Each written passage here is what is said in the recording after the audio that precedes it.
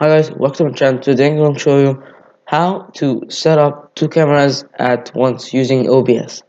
So a lot of people use this because they use a face cam and a keyboard and mouse cam. So I'm going to show you how to do this. And before we get into it, please join my Discord server, link in the description. So yeah, now let's get into it. Go. So the first thing, of course, you're gonna need two cameras. So I have my laptop camera and I have my other camera my friend gave me. Okay, so the first thing of course you're gonna do is you're gonna go to the plus sign over here, video capture device, face cam. Okay, and press OK, and this is me. Hi. Okay, and press OK.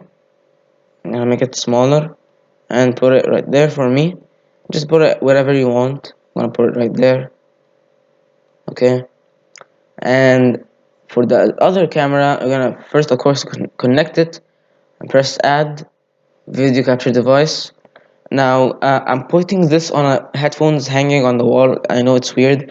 I don't have it on my keyboard and mouse because I don't have something to hang it. So like let's just call it headphones, I guess.